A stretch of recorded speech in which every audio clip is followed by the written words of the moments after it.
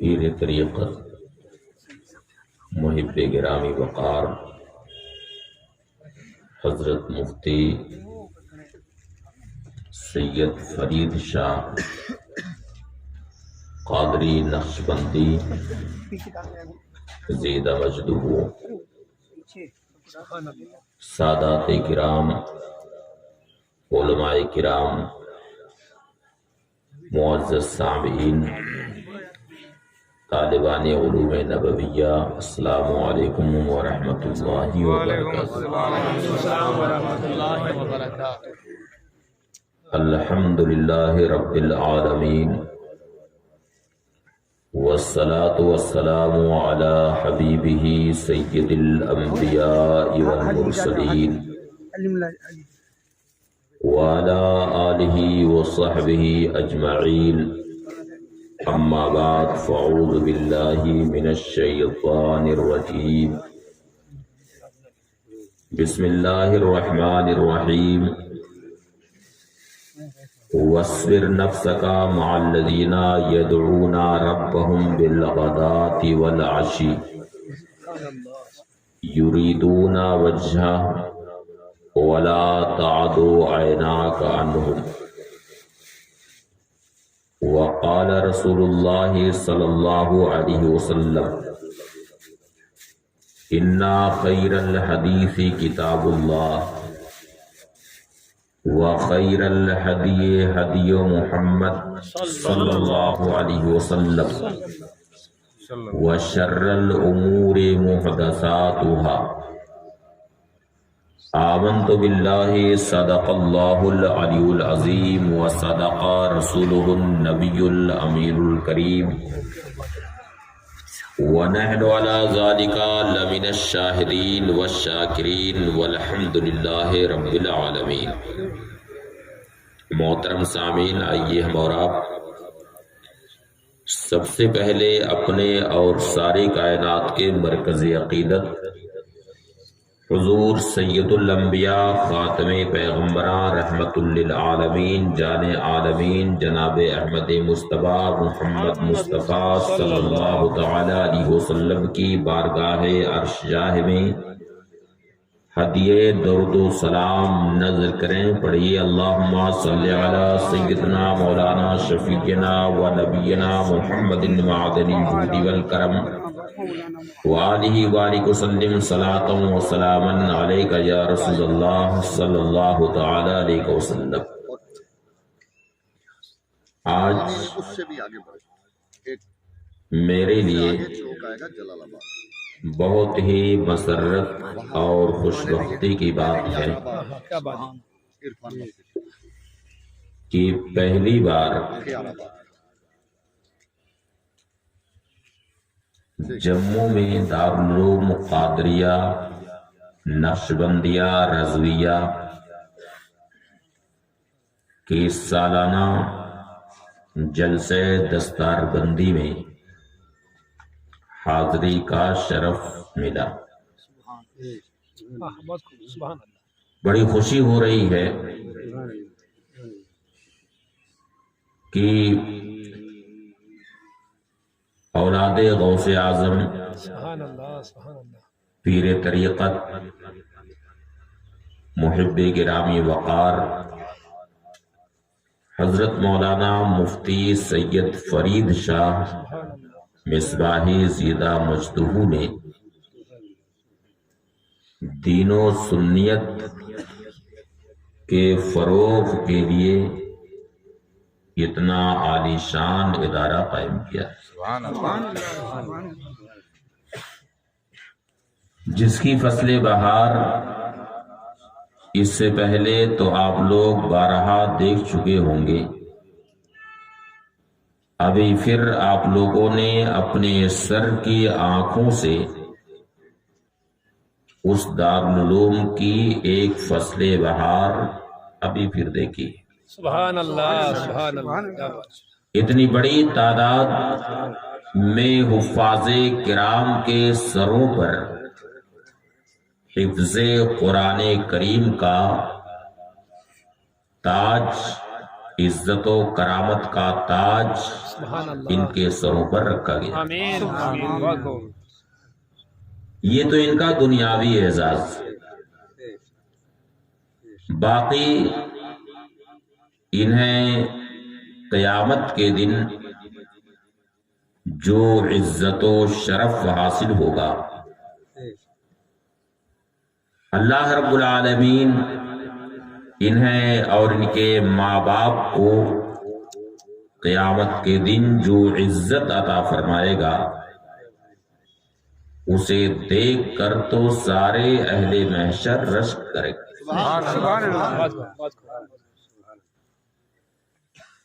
اس موقع کی مناسبت سے میں ایک حدیث شریف پہلے سنا دوں، پھر آگے بڑھتے ہیں. بڑے مشہور محدث ہیں ایک امام طبرانی رحمت اللہ تعالی علیہ، جن کے حدیث کی بڑی اہم کتابیں جنہیں معجم طبرانی، معجم کبیر، معجم اوسط اور معجم صغیر کے نام سے یاد کیا جاتا ہے. سبحان اللہ. سبحان اللہ. یہ حقیقت میں حافظ حدیث تھے. حافظ حدیث کا مطلب کیا ہوتا ہے کہ جس کو کم از کم 1,00,000 حدیثیں یاد ہو. سندوں کے ساتھ یاد ہو. بے شک. اتنے عظیم محدث.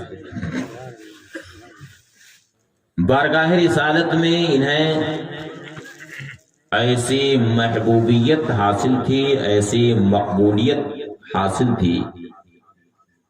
خود بیان فرمایا کہ ایک بار میں اور میرے ساتھ میں 2 محدث اور ایک ابو الشیخ اور دوسرے ابو بکر منقری، ہم تینوں مدینہ طیبہ حاضر ہوئے.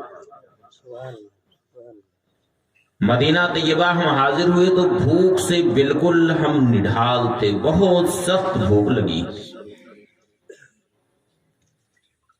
یہاں تک کہ ہم لوگ مواجہہ شریف میں یعنی نبی کریم صلی اللہ علیہ وسلم کا رخ انور جدھر ہے وہاں کھڑے ہو کر کے ہم نے عرض کیا، الجو یا رسول اللہ، یا رسول اللہ ہم بہت بھوکے.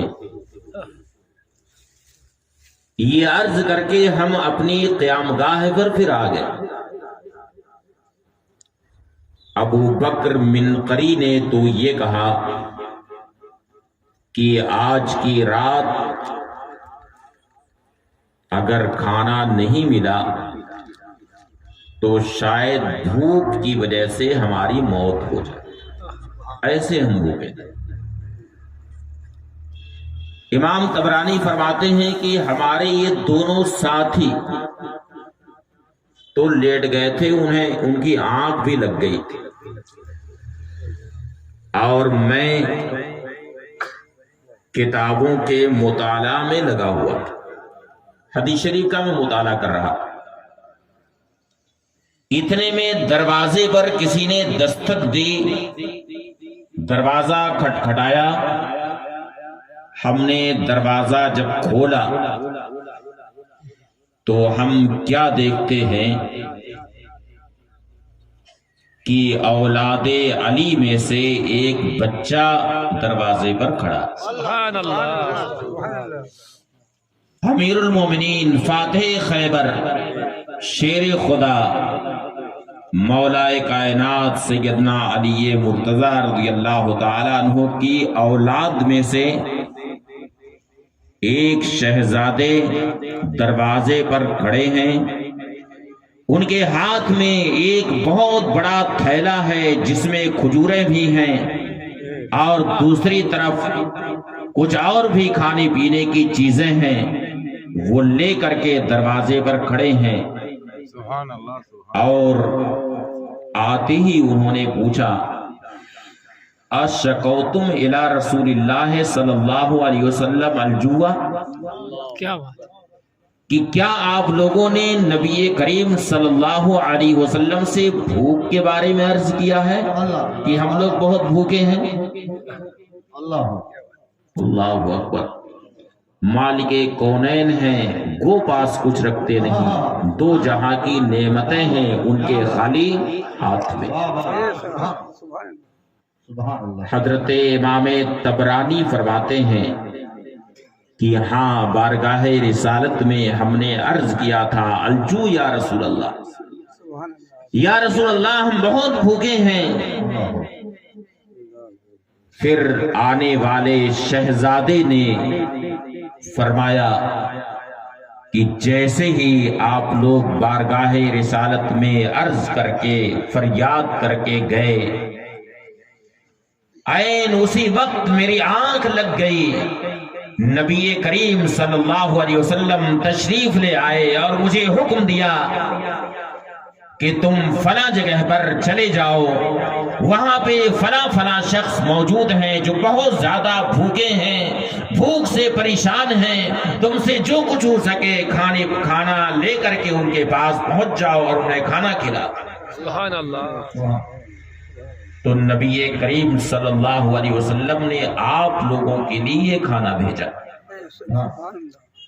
یہ شان کن کی ہے؟ امام طبرانی کی۔ ان کی کتاب ہے موجم اوسط، موجم اوسط کی حدیث شریف۔ سیدنا ابو ہریرہ رضی اللہ تعالی عنہ اس حدیث شریف کے راوی، وہ فرماتے ہیں کہ نبی کریم صلی اللہ علیہ وسلم نے ارشاد فرمایا ان القرآن لیاتی یوم القیامت الى صاحبہ فیقول هل تعرفنی، یعنی قرآن کریم قیامت کے دن صاحب قرآن کو تلاش کرتا ہوا اس کے پاس آئے گا۔ سبحان اللہ، سبحان اللہ۔ اور کس شان سے آئے گا؟ حدیث شریف میں ہے کالرجل الشاہد، یعنی اس شخص کی طرح سے جس کے چہرے کا رنگ بدلا ہوا، یعنی بھوک پیاس کی وجہ سے جس کے چہرے کی حیت بدل جاتی ہے، جس کے چہرے کا رنگ بدل جاتا ہے، چہرے کا منظر عجیب سا لگتا ہے کہ دیکھنے میں ایسا محسوس ہوتا ہے کہ آدمی بھوکا ہے، پیاسا ہے، تو قرآن کریم صاحب قرآن کو تلاش کرتا ہوا آئے گا اس کے پاس، اس شخص کی طرح سے کہ جس کے چہرے کا رنگ بھوک پیاس کی وجہ سے، شب بیداری کی وجہ سے اس کے چہرے کا رنگ بدل گیا، اس کی طرح سے آئے گا۔ اور صاحب قرآن سے، حافظ قرآن سے پوچھے گا حل تعرفنی، کہ اے صاحب قرآن تم یہ بتاؤ کہ تم مجھے پہچانتے ہو میں کون ہوں؟ سبحان اللہ۔ صاحب قرآن کہے گا لا عارفک، میں نہیں پہچانتا کہ آپ کون؟ قرآن کریم کہے گا انا الذی ازمی حواجرک واسہر لیلتک، یعنی تم مجھے نہیں پہچانتے ہو مگر میں تمہیں پہچانتا ہوں، میں ہی وہ قرآن کریم ہوں جسے یاد کرنے کے لیے، اپنے سینے میں محفوظ رکھنے کے لیے تو دن میں بھوکا پیاسا رہتا تھا اور رات میں جاگتا تھا، شب بیداری کر کے رات کو جاگ کر کے تو مجھے یاد کرتا تھا، مجھے اپنے سینے میں محفوظ کرتا تھا، حفظ کیا کرتا تھا، تلاوت قرآن پاک کیا کرتا تھا، میں ہی وہ قرآن کریم۔ سبحان اللہ۔ نعرہ تکبیر، نعرہ رسالت، جشن دستار بندی، حفاظ کرام، مسلک اعلی حضرت علامہ صدر البراء صاحب قبلہ، نعرہ تکبیر۔ پھر قرآن کریم صاحب قرآن سے کہے گا کہ اے صاحب قرآن تو سن لے، انا کل تاجر من ورائے تجارتی ہی وانا لکل یوم من ورائے کل تاجر. اے صاحب قرآن، دنیا میں ہر تاجر شخص، ہر تجارت کرنے والا آدمی شب و روز اپنی تجارت کے پیچھے پڑا رہتا ہے. آدمی کوئی بھی کام کرتا ہے اس کے پیچھے پڑا رہتا ہے. کاروبار کرتا ہے تو دن رات اسے فکر ہوتی ہے کہ نہیں ہوتی؟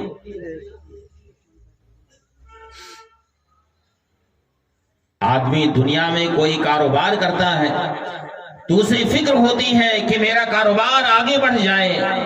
دن رات اپنے کاروبار کو آگے بڑھانے کے لیے اس کی فکر میں لگا رہتا ہے، تگ و دو میں لگا رہتا ہے. تو قرآن کریم صاحب قرآن سے کہے گا کہ ہر تاجر اپنی تجارت کے پیچھے شب و روز لگا رہتا ہے. اور اے حافظ قرآن، آج میں تیرے ساتھ ہر تاجر سے بڑھ کر کے رہوں. سبحان اللہ، سبحان اللہ. ہر تاجر سے بڑھ کر تیری ترقی کے لیے، تجھے آگے بڑھانے کے لیے، تجھے جنت میں لے جانے کے لیے آج میں تیرا پیچھا نہیں چھوڑوں گا، تیرے ساتھ ساتھ میں لگا رہوں. سبحان. حدیث شریف میں ہے فَيُوزَعُ عَلَى رَاسِهِ تاج الوقار. پھر اس کے بعد حافظ قرآن کے سر پر اللہ رب العزت عزت و وقار کا تاج رکھے گا. سبحان اللہ.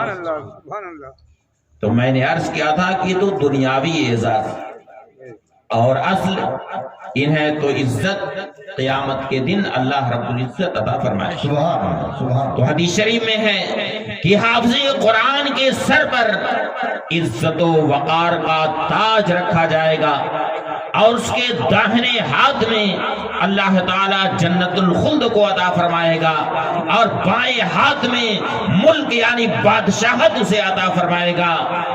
اور صرف یہی نہیں کہ حافظ قرآن کو یہ عزت ملے گی، بلکہ حدیث شریف میں آیا وَيُقْسَى وَالِدَاهُ حُلَّتَيْن لَا تَقُومُ لَهُمَ الدُّنْيَا وَمَا فِيهَا.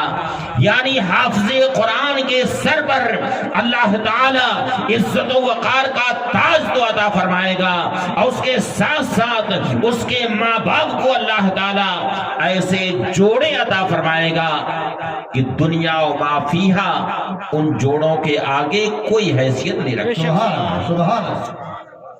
دنیا و ما فیہا کی ان جوڑوں کے آگے کوئی حیثیت نہیں.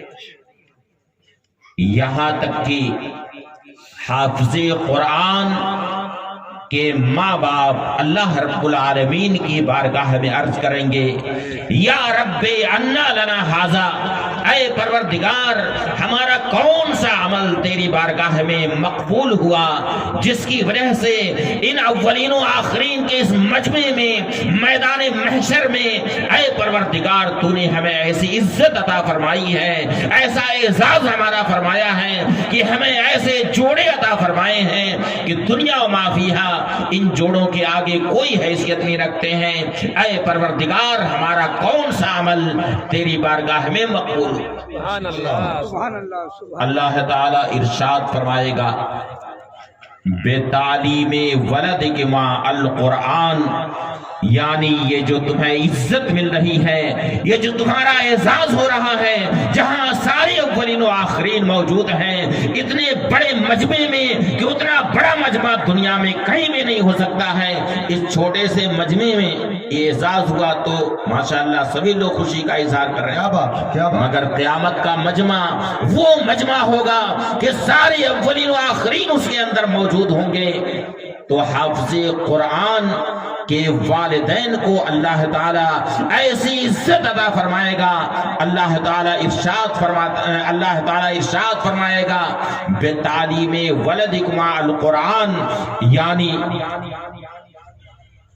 تمہاری اولاد نے قرآن کریم سیکھا اور اسے لوگوں کو سکھایا. بے شک سبحان سبحان. میرا کلام سیکھا، اسے پڑھنا سیکھا اور اسے لوگوں کو سکھایا بھی. یہی عمل تم لوگوں کا یہی عمل تمہارا میری بارگاہ میں مقبول ہوا، جس کی وجہ سے تمہاری اولاد کو عزت مل رہی ہے اور خود تمہیں بھی یہ عزت مل رہی ہے۔ سبحان اللہ۔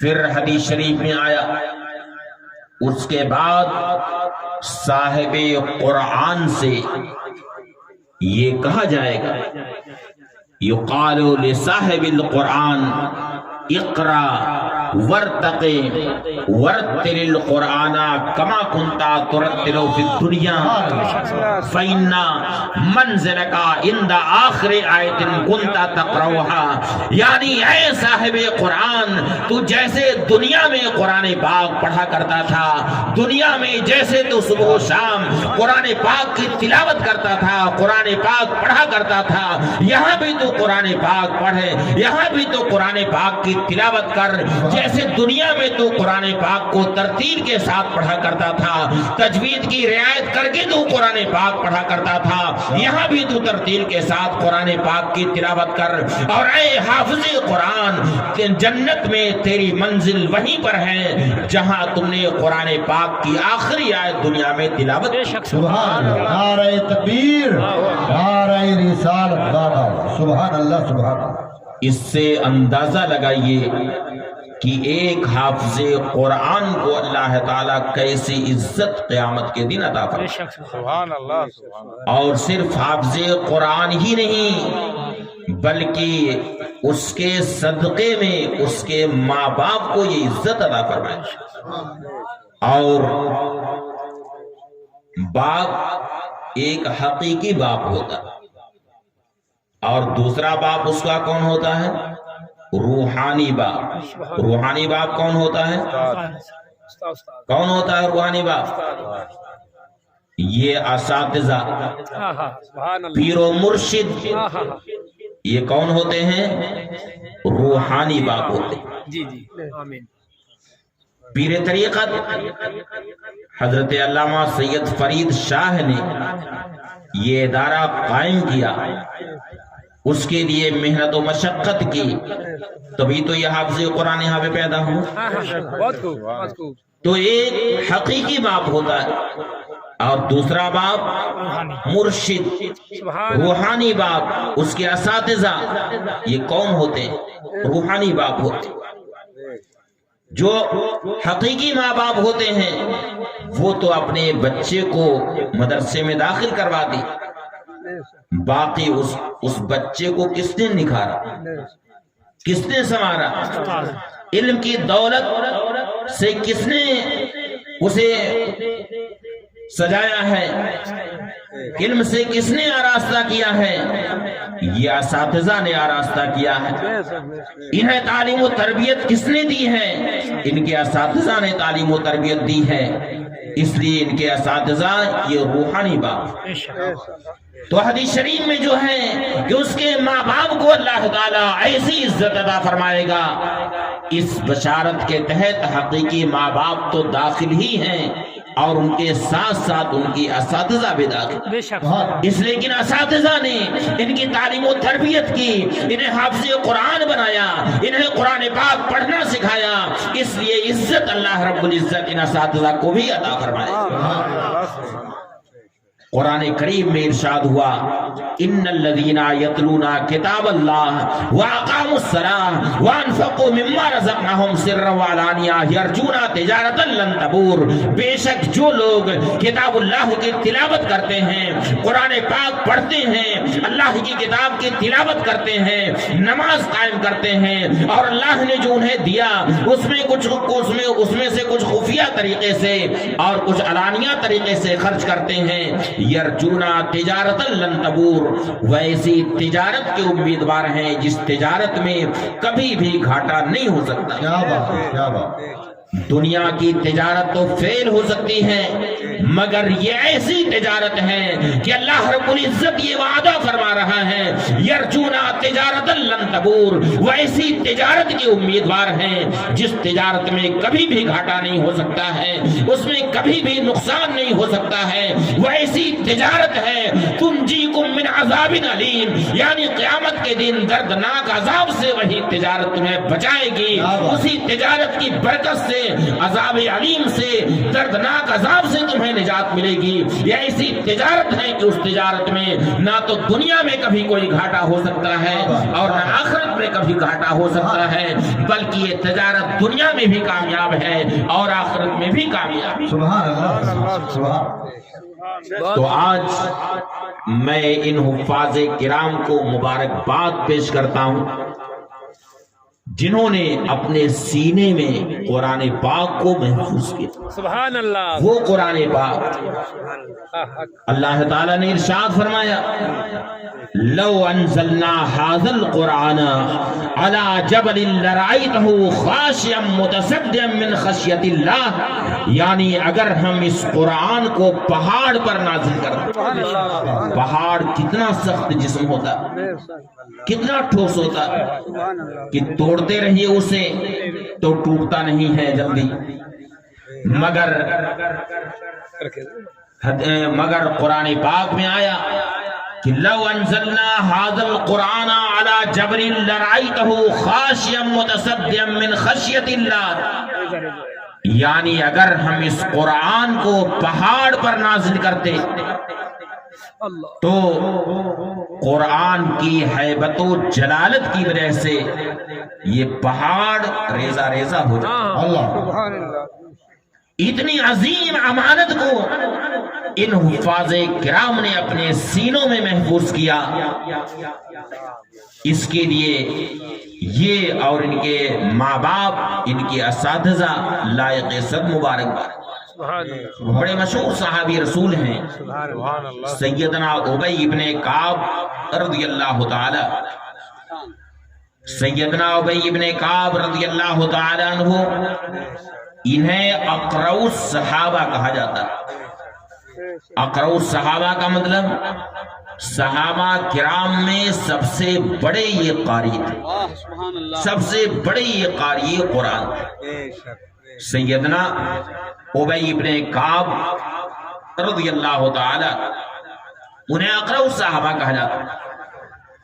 ایک بار نبی کریم صلی اللہ علیہ وسلم نے حضرت ابی ابن کعب رضی اللہ تعالی عنہ کو بلایا، انہیں یاد فرمایا، ادراہ کرم فرمائی، انہیں یاد فرمایا اور انہیں یہ مزدے جافزہ سنایا، اے ابی ابن کعب، ان اللہ قد امرنی ان اقرأ علیک القرآن۔ اے ابی ابن کعب، اللہ تعالیٰ نے مجھے حکم دیا کہ میں تمہیں قرآن پاک پڑھنا سکھا۔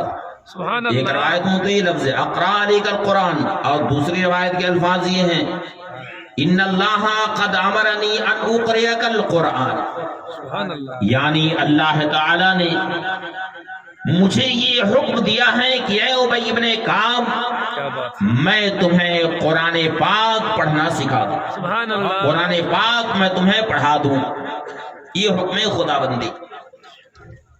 حضرت ابی ابن کعب نے جب سنا کہ اللہ تعالیٰ نے یہ حکم دیا ہے، اور ابھی کس کو حکم دیا ہے؟ اپنے محبوب کو حکم دیا ہے، اپنے حبیب صلی اللہ علیہ وسلم کو حکم دیا ہے کہ اللہ کے رسول صلی اللہ علیہ وسلم مجھے قرآن پاک پڑھا دیں۔ خوشی میں حضرت ابی ابن کعب نے پوچھا، یا رسول اللہ حل سمان اللہ لکا، یا رسول اللہ کیا اللہ رب العزت نے میرا نام آپ سے لیا ہے؟ اس کو آپ یوں سمجھیے کہ اگر کوئی بزرگ آدمی کسی شخص کا تذکرہ کر دیتے ہیں تو آدمی فخر سے بیان کرتا ہے کہ فلاں صاحب میرا ذکر کر رہے ہیں. بیان کرتا ہے کہ نہیں؟ کوئی بزرگ شخصیت، کوئی بڑے عالم اگر کسی کا تذکرہ کر دے، کسی کا نام لے لے تو یہ اس کے لیے شرف کی بات ہوتی ہے کہ فلاں حضرت میرا نام لے رہے، مجھے یاد کر رہے تھے، میرا تذکرہ کر رہے تھے. اور یہاں تذکرہ کرنے والا کون ہے، نام کس نے لیا ہے؟ اللہ رب العزت نے نام لیا، احکم الحاکمین نے نام لیا. اس خوشی میں حضرت ابی ابن کعب نے پوچھا یا رسول اللہ کیا اللہ رب العزت نے میرا نام آپ سے ذکر کیا ہے؟ کیا بات، کیا بات. نبی کریم صلی اللہ علیہ وسلم نے ارشاد فرمایا کہ ہاں ابی ابن کعب، اللہ تعالیٰ نے تیرا نام لے کر کے مجھ سے کہا کہ میں تمہیں قرآن پاک پڑھا. بہت خوب. کتنے بڑے اعزاز کی بے شک سبحان اللہ. کہ احکم الحاکمین اللہ رب العزت جس کا نام لے، اور وہ بھی کن سے نام لے رہا ہے؟ اپنے محبوب صلی اللہ علیہ وسلم سے نام لے رہا ہے کہ اے میرے حبیب ابی ابن کعب کو قرآن پاک پڑھا دو، تجوید کے ساتھ قرآن پاک پڑھنا سکھا دو. حضرت ابی ابن کعب رضی اللہ تعالیٰ عنہ نے جب یہ سنا تو خوشی میں رونے لگے، آنکھیں اشک بار ہو گئی. فَزَرَفَتْ عَيْنَاهُ، یعنی ان کی آنکھیں اشک بار ہو گئی. اس کے تحت علماء تحریر فرماتے ہیں کہ حضرت ابی ابن کعب کا یہ رونا خوشی کا رونا تھا، اس لیے کہ آنکھ سے آنسو کبھی غم کی وجہ سے ہوتا ہے اور کبھی خوشی کی وجہ سے آنسو جاری ہوتا ہے. تو حضرت ابی ابن کعب کی آنکھ سے یہ جو آنسو جاری ہوا، یہ آنسو خوشی کا آنسو. حضرت ابی ابن کعب رضی اللہ تعالی عنہ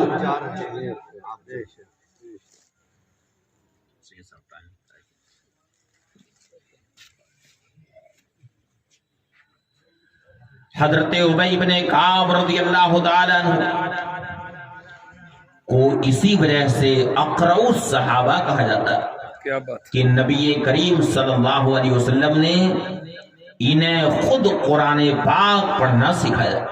کیا بات. تو قرآن پاک کے حفظ کرنے کی برکت دنیا میں بھی ظاہر ہے اور آخرت میں بھی اس کی برکت ظاہر ہوگی، یقیناً ظاہر ہوگی. ایک حدیث شریف میں آیا، نبی کریم صلی اللہ علیہ وسلم ارشاد فرماتے ہیں لو جعل القرآن فی احاب ثم القی فی النار ما احترق، یعنی اگر قرآن پاک کسی چمڑے میں کر دیا جائے پھر وہ چمڑا آگ میں ڈالا جائے تو آگ اس چمڑے کو نہیں جلا سکتی. سبحان اللہ سبحان اللہ. اگر وہ چمڑا جلنا بھی ہوگا تو چمڑا جلنے سے پہلے اس میں جو قرآن پاک لکھا ہے وہ اٹھا لیا جائے، تبھی وہ چمڑا جل سکتا ہے.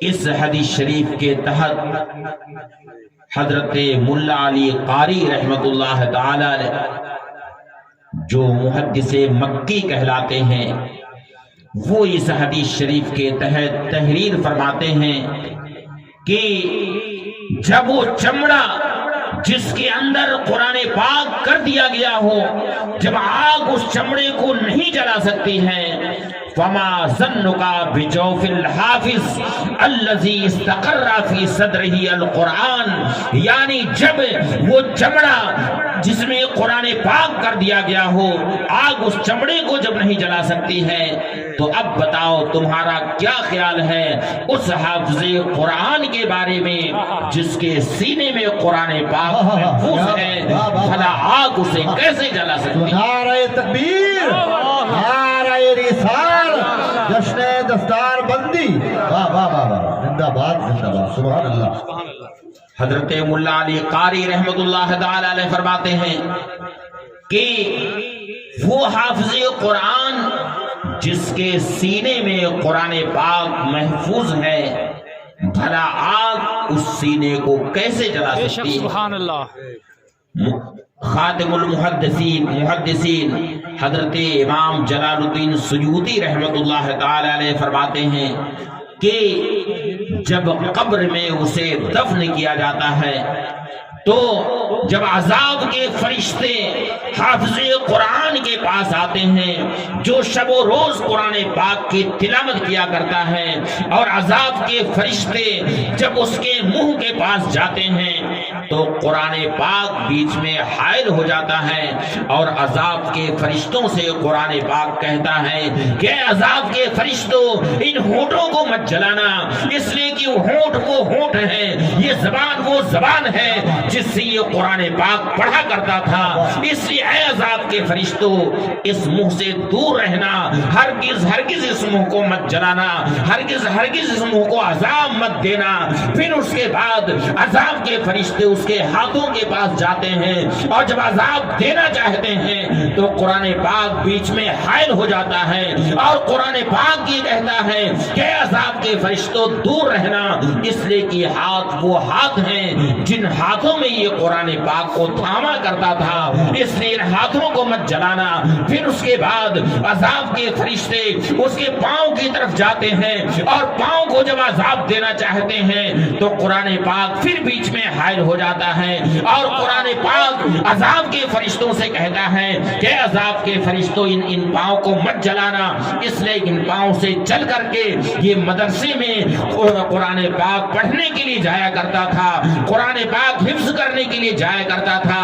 اس طریقے سے قرآن ایک حافظ قرآن کو عذاب قبر سے بھی بچاتا ہے، اور عذاب نار سے بھی قرآن پاک حافظ قرآن کو بچاتا ہے۔ بے شک سبحان اللہ. چونکہ وقت بہت ہو گیا ہے، اب میں انہی جملوں پر اپنی گفتگو مکمل کرتا ہوں۔ میں نے جو کچھ بیان کیا اس میں جو حق و ثواب ہے وہ اللہ رب العزت کی طرف سے ہے، اللہ تعالیٰ اسے قبول فرمائے، اور بیان کرنے میں تعبیری تشریحی یا کوئی بھی خطا ہوئی ہو وہ مجھ سے ہے، میں اس سے توبہ استغفار کرتا ہوں۔ استغفر اللہ ربی من کل ذنب واتوب الیہ، وآخر دعوانا ان الحمد للہ رب العالمین۔ دعا ہے اللہ تعالیٰ ان حفاظ قرآن کو حفظ قرآن کریم کی برکت سے، اور ان کے ماں باپ کو، ان کے اساتذہ کو، اور تمام احباب اہل سنت کو شاد کام فرمائے۔ وآخر دعوانا ان الحمد للہ رب العالمین۔ السلام علیکم ورحمۃ اللہ وبرکاتہ۔ بس آخری